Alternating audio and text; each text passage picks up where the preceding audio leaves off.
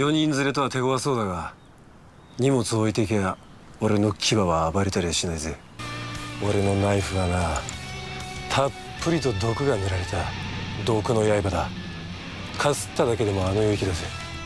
よし行こう。確かにこいつは見くびらん方がいいぞ。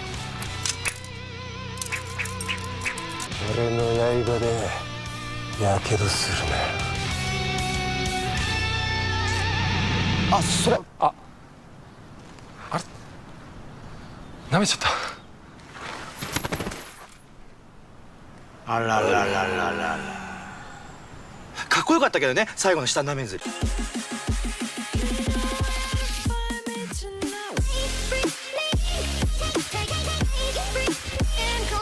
Yo, what's up guys, Toby from the Master Box Show, and I hope you're having a wonderful day today. Poison and chaos, that is the theme for today's build. I was actually looking for a good poison focused build for a few days now, and all I found are just wizards, sorcerers that use a few poison spells. I was thinking more of a poison mage that can poison and also stack debuffs, has great mobility and damage to make enemies' lives as miserable as possible. I just wanted to let you know guys, I'll also be including timestamps below for you to easily jump into topics that you want to focus on for this video. So here it is, I present to you the Poisoner. This is gonna be a really fun build guys. Without further ado, let's get into it. Alright, here we are now guys in the character creation screen. This is where we will be building the foundation of our Poisoner for today. We are just eyeing on one race that is most optimal for the build, which is the Halfling. The Halfling is a really interesting race because it provides race features such as Brave. You get an advantages on saving throws against being frightened, but the most important thing here is the luck. When you roll a 1 for an attack roll, ability check, or saving throw, you can re-roll the die and must use the new rule. For the sub-race, we are eyeing on the Strong Heart Halfling because we get an advantages on saving throws against poison and has resistance to poison. For the classes, we are eyeing on the Warlock class. Aside from us getting proficiencies in simple weapons and light armor, the Warlock also has one of the most powerful offensive cantrips in the game in the form of the Eldritch Blast. And for the other cantrips, you can just go with Blade Ward as is. For the subclass, we are taking the Great Old One as it provides the subclass feature Mortal Reminder. Whenever we land a critical hit against a creature, the creature or any nearby enemies must succeed a wisdom saving throw or become frightened until the end of their turn. For the spells, we'll just take one of the most important spells for the build, which is the Armor of Agathe. This will provide us 5 temporary hit points and deal 5 cold damage on level 1. What's really cool thing about the Armor of Agathe is that you can upcast it up to level 5, which is really cool. For the other one is the Arms of Hadar. This will prevent enemies from taking actions for 1 turn and provide 2d6 necrotic damage. For the backgrounds, there are 2 backgrounds that are really interesting for the build, starting with the Soldier. The Soldier will provide us with athletics and intimidation proficiency skills, while the Noble will provide us history and persuasion skills. I'll just go with the Noble because persuasion is a really interesting skill to have, most likely in dialogue if you're using this character as the face of the party. For the abilities, we are prioritizing 3 abilities for today, starting with Charisma. Charisma will improve our spellcasting as a warlock and also influence trade prices. This will also be a really powerful modifier later on our build. The second one is Dexterity. This will provide our initiative and AC. We need as much AC and initiative as we can for us to activate our poison as early as possible. And the third one is Constitution. This will provide us stamina and physical endurance as well as our Constitution check. Right after character creation, jumping into level 2 of our Warlock, we just got our first set of Eldritch Invocation. We are eyeing on the Agonizing Blast. This will provide additional damage using our Charisma modifier. And for the second one is we are selecting the Repelling Blast. Whenever we hit a creature with Eldritch Blast, we can push them up to 4.5 meters away from us. For the spells, you can just get Hex. It is a really powerful spell that will provide additional 1d6 necrotic damage. and disadvantage to the enemies as early as level 3 of our character, we are going to be introducing another class to the mix in the form of the sorcerer. Aside from it being the most powerful magic caster in the game, we are eyeing on unlocking our second really powerful subclass that we need for the build in the form of the Draconic Bloodline. The Draconic Bloodline will provide us with Draconic resistance, additional hit points, as well as tankiness for AC.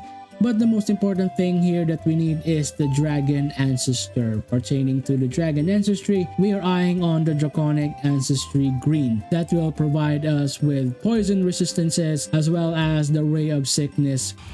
Jumping into level 4 of our character, which is level 2 or sorcerer, we just unlock our first set of sorcery points as well as a few spell slots. But the most important thing here is the class passives that we are using. We are just eyeing on the twin spells and the distance spell for this level. For the spells, I highly advise you get the shield because it is the most important spell for any mage character. Level 5 of our character, which is level 3 of our sorcerer, we just unlock another class passive and the most important class passive that we need for the build, which is the Meta Magic Quicken spell. This will provide us with our toggleable passive. Whenever we use a spell, we can use our bonus action instead with just the cost of 3 sorcerer points. For the spells, I highly advise you take Misty Step as early as possible.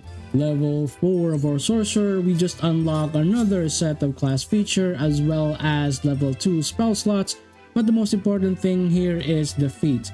For the feat, we are eyeing on the alert feat. This will grant us +5 bonus to our initiative and can't be surprised. For the spells, you can just get any spell that you want. I highly advise you just go with maybe Cloud of Daggers. For the cantrips, we need any light source that we can, so we are selecting Dancing Light. Level 5 of our sorcerer, this is just going to be really straightforward, unlocking another set of sorcery points and a level 3 spell slot. For this level, I highly advise you go with Blink. Blink is a really interesting transmutation spell. Whenever we end our turn, we roll a d20.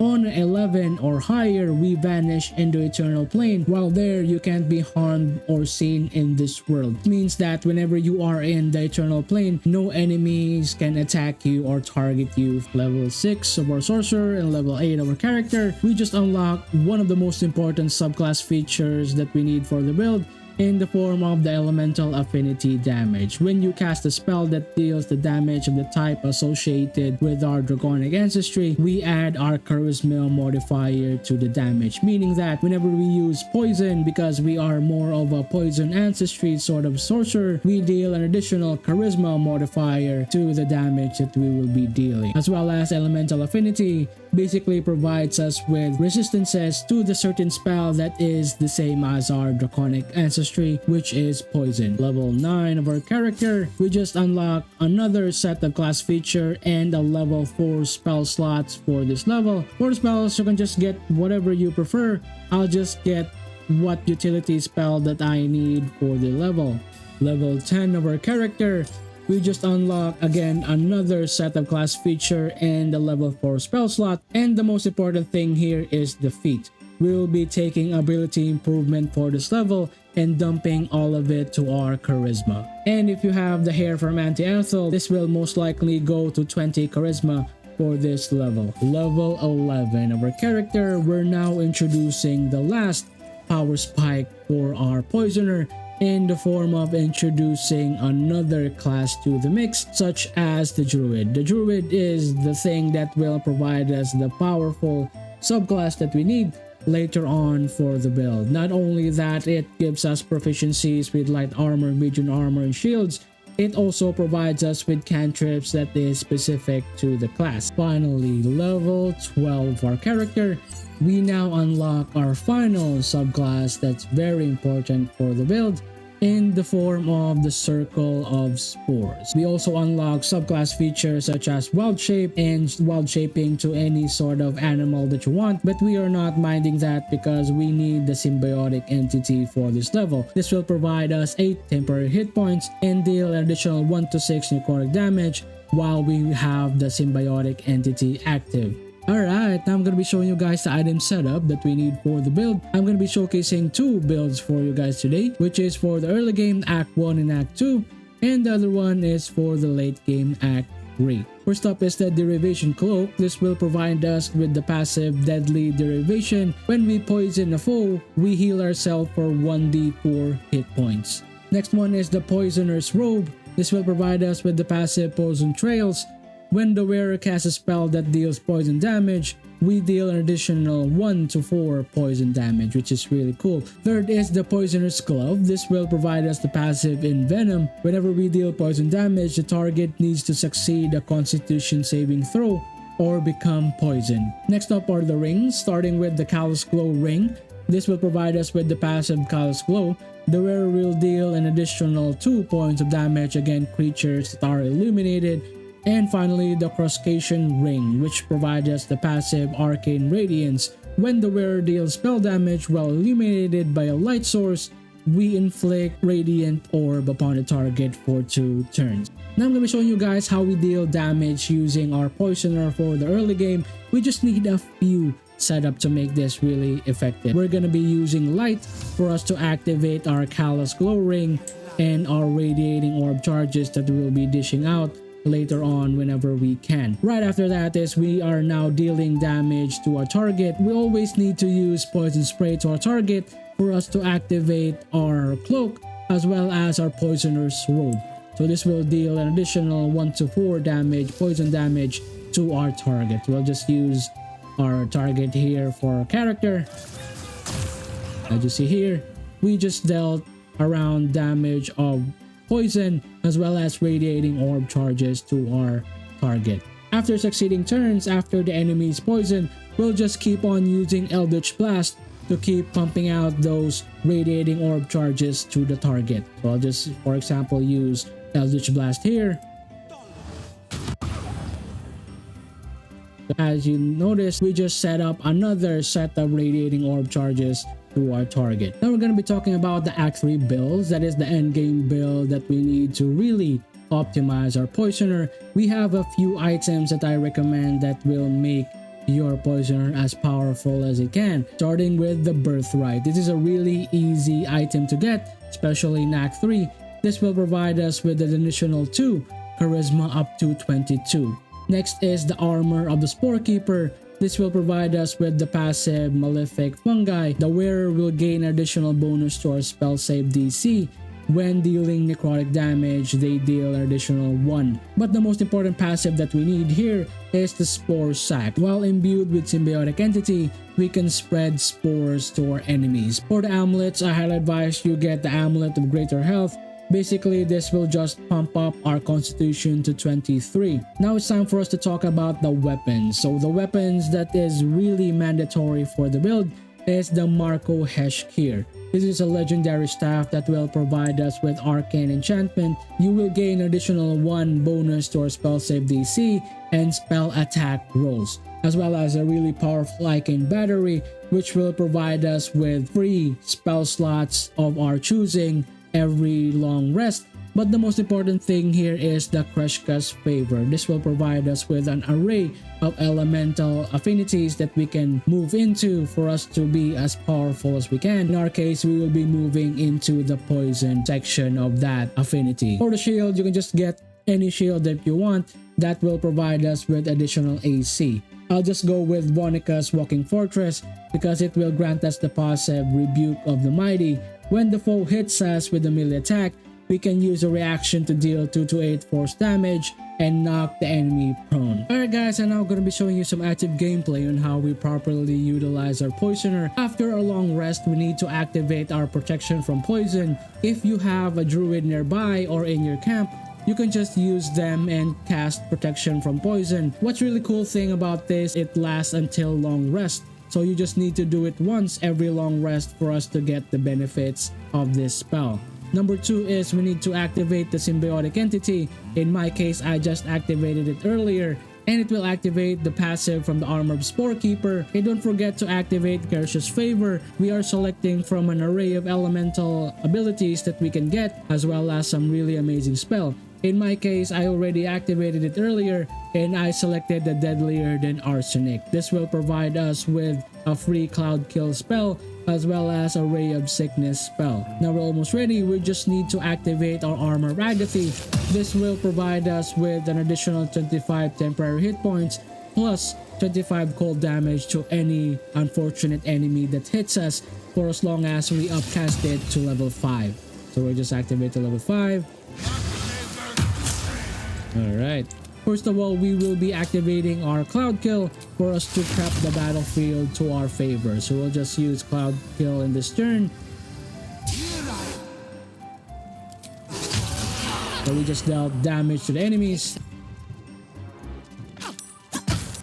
Now we're going to be repositioning our Cloud Kill to a more favorable advantage position. So what's really cool about Cloud Kill, every single turn you have the ability to reposition this ability or this spell to make it as effective as possible. In my case, I will be putting up area right in front of my enemies for me to deal additional damage to them.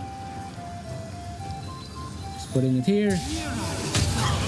We just dealt an additional damage to our enemies, and after that we could just deal additional damage by using our poison. Now they're dead.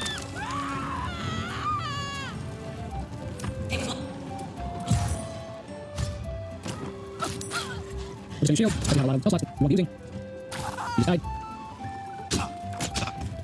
Now we're just repositioning our Cloud Kill again to a more advantageous position. I'll just put it here.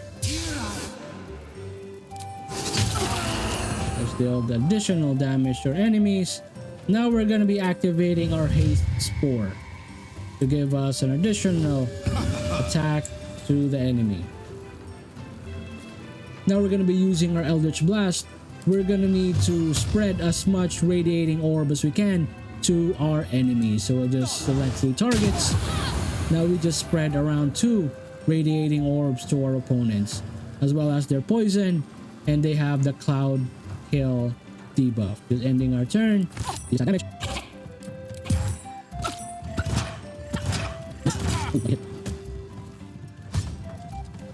Shield.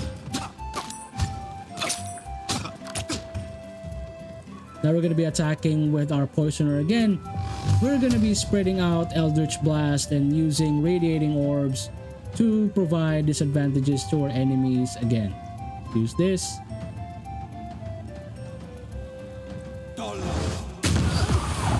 I'll just poison. Then return.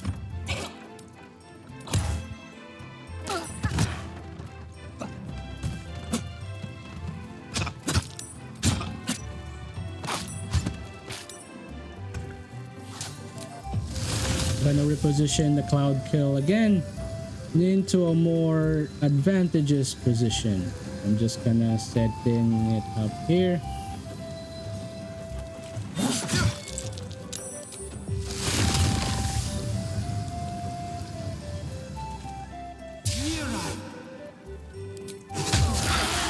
Just dealt additional poison damage. Now I'm gonna try to spread Radiating Orb again to my enemies using the Eldritch Blast.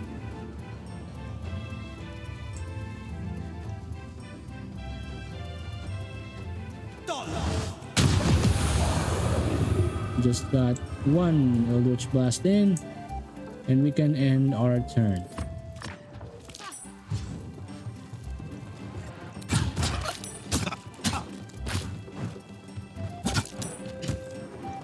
Now we're gonna use another Eldritch Blast to deal Radiating Orb damage to our opponents.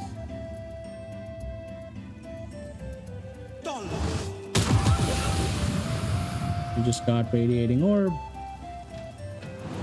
Now we're just moving into another advantageous position for this turn. Now we just activated our Blink. This will provide us with basically immunity to any damage that the enemy just want to deal. So as you see here, we just activated Blink to Eternal Plane, and we'll try to reposition ourselves into a more advantageous position. But for me going here, if you notice guys, we just blinked to another location, but we can still use our cloud kill and dish out more damage in an AOE area. So we'll just set up another cloud kill here.